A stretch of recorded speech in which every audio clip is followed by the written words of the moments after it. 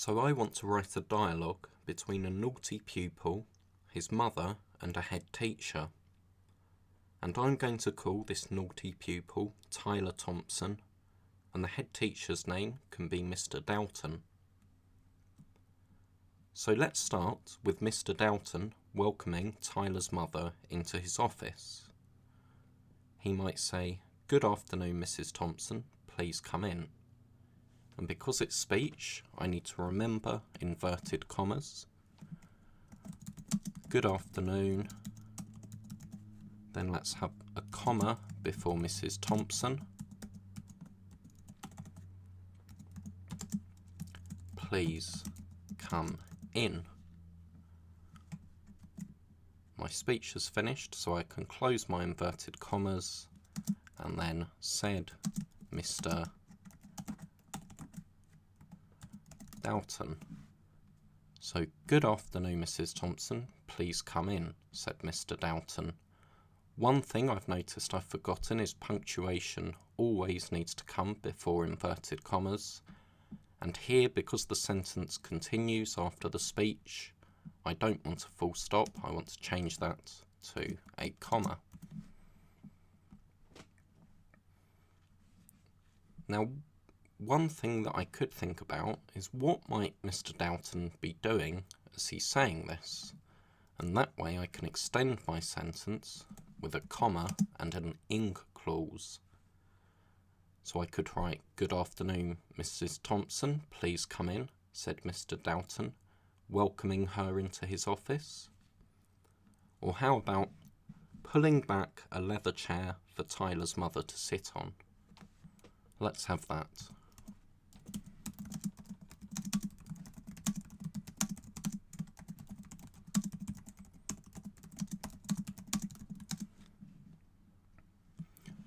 Now, I also need to think Tyler, I'm going to have Tyler already in his office, and I'm thinking, what might Tyler be doing as his mother comes in? We could have Tyler just stood there in the corner.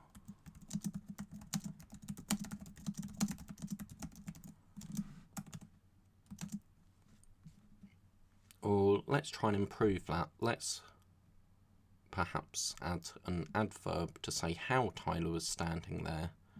And I think Tyler at the moment is probably being a bit silly, a bit childish. So we could have Tyler just stood. How about Tyler just stood petulantly there in the corner? We don't need there in this sentence. We could have, and I don't think we need the word just either. We can have Tyler stood petulantly in the corner, and I need to check my spelling. It's petulantly, not petulantly. So now let's have Tyler's mother speaking. And because someone new is speaking, I need to remember to start a new paragraph, or at least leave a line. What might she be saying to Tyler? She could say, "Come on, Ty, come and join us, please." Let's have that. So let's open our inverted commas to show that she started speaking.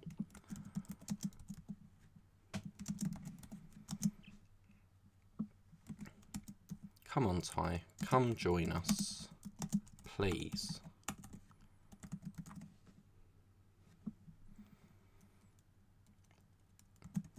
Said Mrs. Thompson. And what might she be doing while she's speaking? Well, she wants Tyler to come and sit down next to her, so she might be pointing at a chair next to her. Or let's have gesturing towards the chair next to her. Now, I think perhaps Tyler's one of these children who might make a fuss about being asked to sit in a chair that's not as nice as the one the adults are sitting in. So let's have, "Come on, Ty, join us, please," said Mrs. Thompson, gesturing towards the plastic chair next to her, well, we've already said that her chair's a leather chair, so let's have next to her much superior one.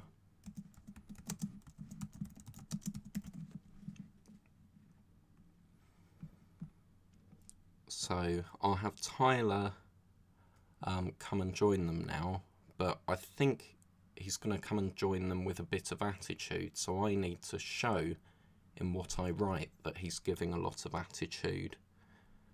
So Tyler sat on the plastic chair, but how can I show that he's giving attitude? So let's think about our verb. Rather than sat, we can have Tyler dropped himself on the plastic chair, and I think he's going to slump back in his chair and perhaps pull out his phone. So let's have Tyler dropped himself on the plastic chair, slumped back, and pulled out his phone. And what's he doing on his phone? I could say, and pulled out his phone and began tapping away. So let's read that sentence back. Tyler dropped himself on the plastic chair, slumped back, and pulled out his phone and began tapping away. I've got two ands there, so I perhaps don't need this and. Now let's think about how I'm starting this sentence.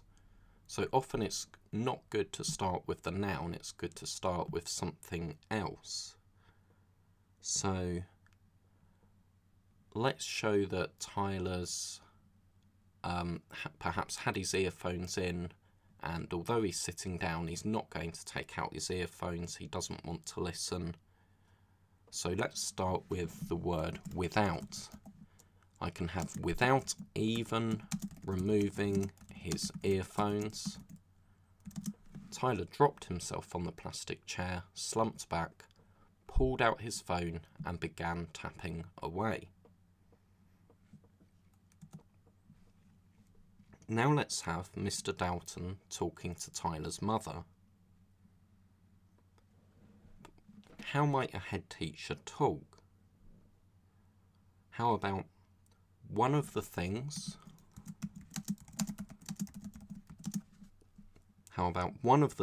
I'd like to discuss today is Tyler's lack of respect for adults.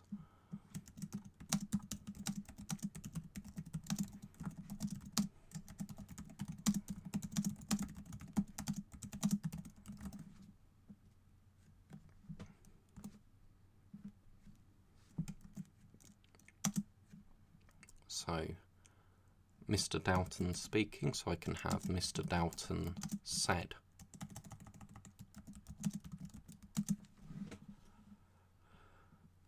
One of the things I'd like to discuss today, well, let's think about how he might open that sentence. Tyler's already shown that he's been very stroppy and disrespectful, so he might begin with, as you can see. As you can see, one of the things I'd like to discuss today is Tyler's, rather than lack of respect, let's have Tyler's respect, and then we can have parenthesis, or lack thereof.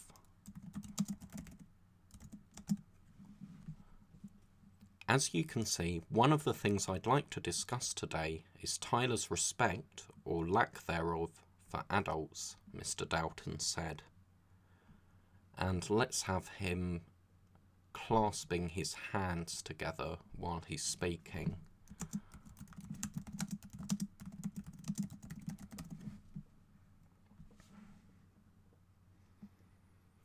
Now, let's have Tyler say something to that. What might a naughty schoolboy say? He might say, I don't respect anyone.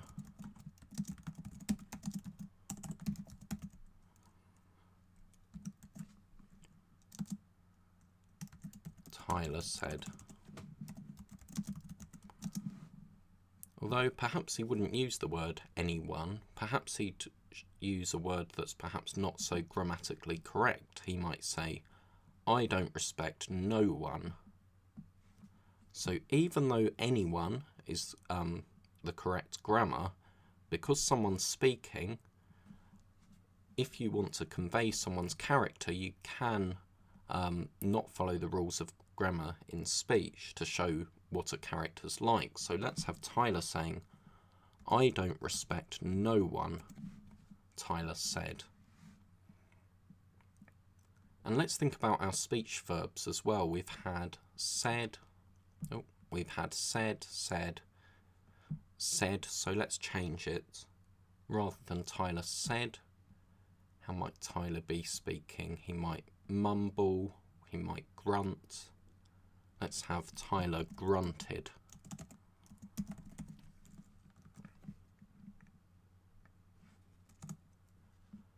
And now, finally, let's have Tyler's mother react to Tyler. She might say, so you can hear Mr. Dalton through your earphones. Remove them, please, Ty. Let's have that.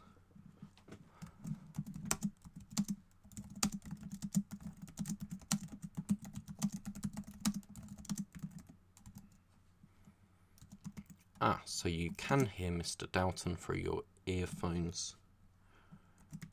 Remove them, please, Ty, said Mrs. Thompson.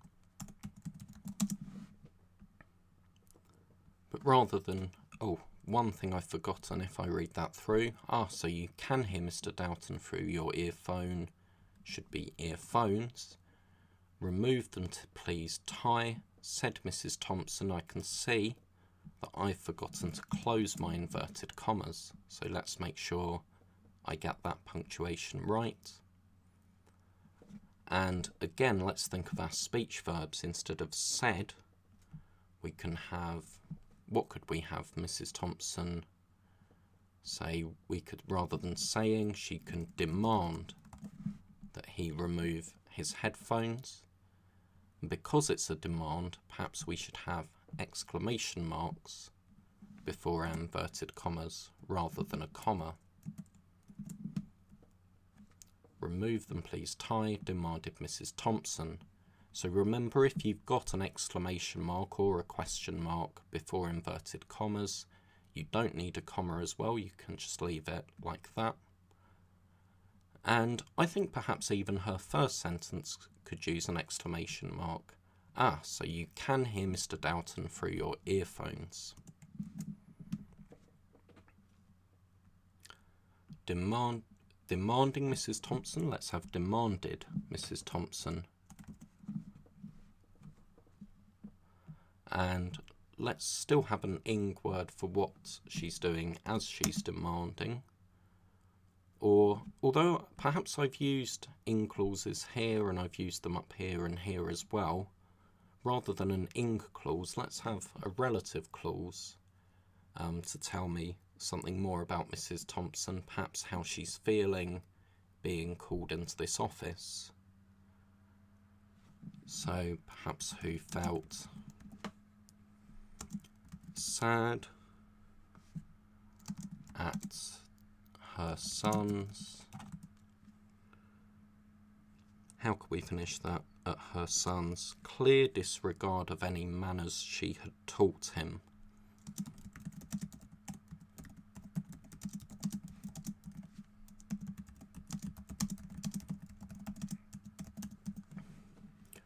Perhaps we can improve this. Who felt sad? Let's think of a better word than sad. She's feeling really sad. She's feeling perhaps embarrassed because she's seeing what her son's like in front of his head teacher. Or perhaps even stronger than embarrassed, we can have who felt humiliated.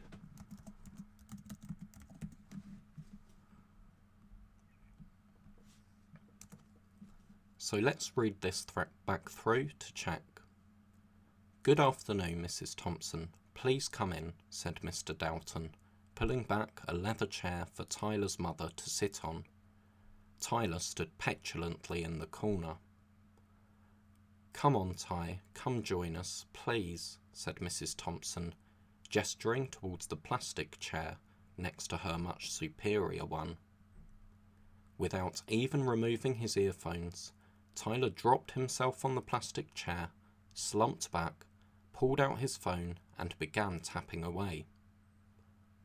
As you can see, one of the things I'd like to discuss today is Tyler's respect, or lack thereof, for adults, Mr. Dalton said, clasping his hands together. I don't respect no one, Tyler grunted. Ah, so you can hear Mr. Dalton through your earphones. Remove them, please, Ty, demanded Mrs. Thompson, who felt humiliated at her son's clear disregard of any manners she had taught him.